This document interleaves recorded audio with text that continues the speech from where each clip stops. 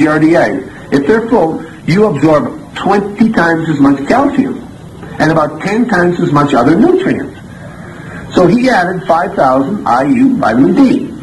1952, he became a medical maverick. They didn't know what to do with him. He was the very first doctor in North America exceeding the recommended daily allowance by huge quantities. Today, if a doctor did what he did, in 3 weeks he would lose his hospital privileges, and 3 weeks later he would lose his license. So they don't put up with it. You got to do as you're told or you're out. Back then they didn't know what to do with this man. So they let him go. And they just called him names. Quack. I'm going to read you guys something here. Quackery is an honor for the men who study science, okay? You know why? Well, let me just point something out to you, okay? We've had some famous quacks in the history of mankind, okay? Real famous quacks. You know who they were? William Hagen. He was the very first doctor to realize that blood was pumped from the heart out to the body extremities. For that theory, they took his license away and called him a quack. Don't be ridiculous, they said. So the very first doctor that thought the heart pumped blood lost his license and was called a quack. William Röntgen, he was called a quack. Now, William Röntgen discovered X-rays and built an X-ray machine. And why was he a quack? Well, they feared his invention would, quote, this the AMA, invade the privacy of the bedroom. William Tenner was the very first doctor who developed vaccine against smallpox. He was called a quack and strongly criticized for supposedly cruel and inhumane experiments on children. My hero is Dalton, the father of chemistry. 1800, he came up with this radical theory called the atomic theory. He said everything's made up of atoms. Are you out of your mind? He lost his tenure to teach at the university. They fired him. They kicked him out. They called him a quack. Don't be silly. 50 years later, they were still debating it, but most scientists said it was a nonsensical theory. At the turn of the century, half the scientists said atomic theory was right and the other half didn't. We had guys like Albert Einstein and Max Planck, the father of physics, all saying the atomic theory was correct, and we had all the leaders of all the universities saying, no, it isn't, and they were fighting him. Now, Albert Einstein, he had the audacity to come up with what we call the theory of relativity.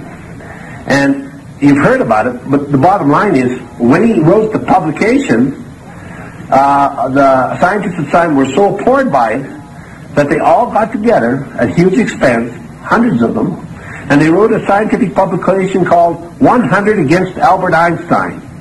And when Albert went to present his paper in 1904, their paper was being presented right after his. And just before Albert got up to present his paper on relativity, a young man in the front row jumped up and says, Albert, aren't you going to address what's coming next? 100 Against Albert Einstein? He says, do I have to? He said, yes. He said, well, here's the way it is, son. And this guy was only about 23 at the time, and he called this guy son. He said, if they had been right, one of them would have been enough. They don't need 100. So he got a standing ovation, and it sort of took the wind right out of their sails. And then in 1945, the Royal Canadian Air Force took an atomic clock and flew it around the world, and it lost 7 seconds, proving his theory was correct. And since that time, they proved it and proved it and proved it. That really velocity and time are related inversely. But anyways, bottom line is, he was a quack. There was a man, a doctor, and he's a famous quack, because in 1844, his wife gave birth and died. You see, in 1844, one of the 3 women would die giving birth to babies in hospitals. One of the 3. You want to go to a hospital and have a baby? But if you stayed home, 1 in 1,000 died. And Dr. Semmelweis said, it must be something we're doing. Because if they stay home, they don't die.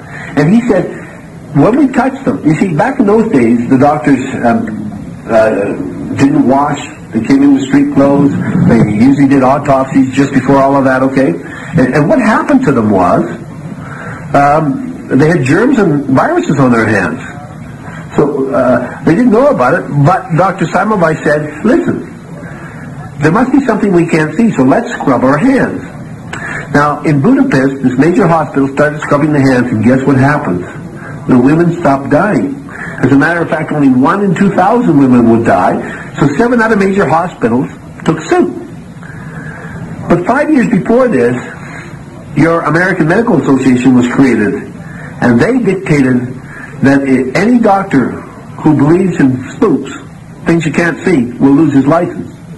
And they told all American doctors, if you wash your hands, you lose your license for quackery. They called it spook quackery. Anyways, they went over to Europe. They lobbied all the other medical associations in Canada, Britain, Germany, France. They descended on Budapest, and 3 weeks later, Simon Weiss found himself at a mental institute where he mysteriously, quote, committed suicide.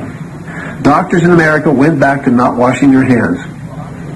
40 years later, millions and millions of American deaths later, 2 men, Louis Pasteur and Joseph Lister, the father of germ theory, they had taken microscopes and hooked up cameras to them, and they took pictures of the germs. They then went to the American Medical Association and said, we have pictures of Simon Weiss's spooks.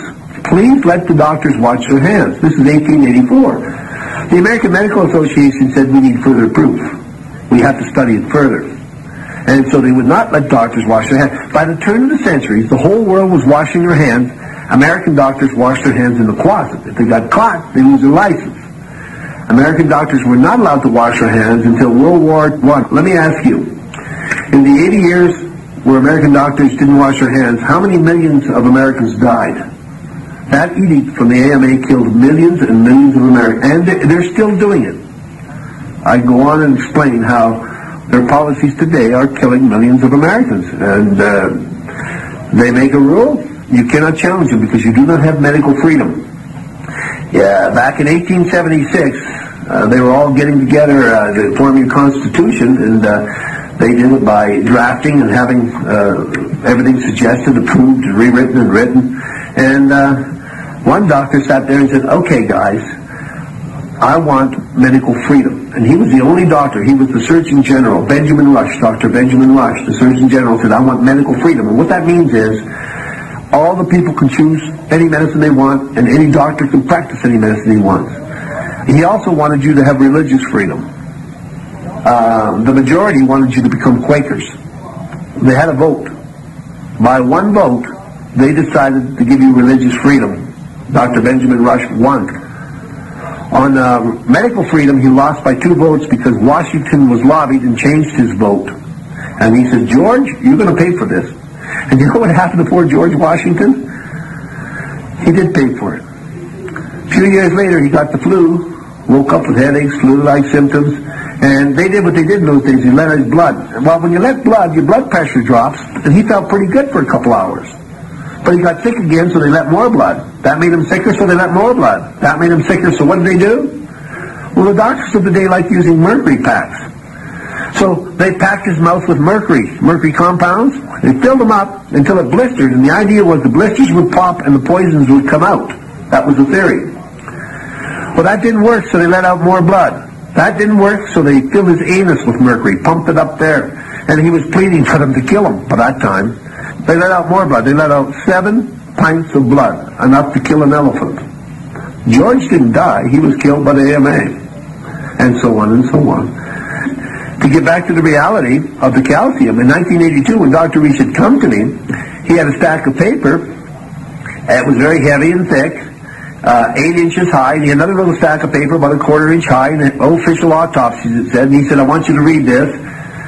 And not the big stack, the little stack. And I didn't want to read it, but he convinced me.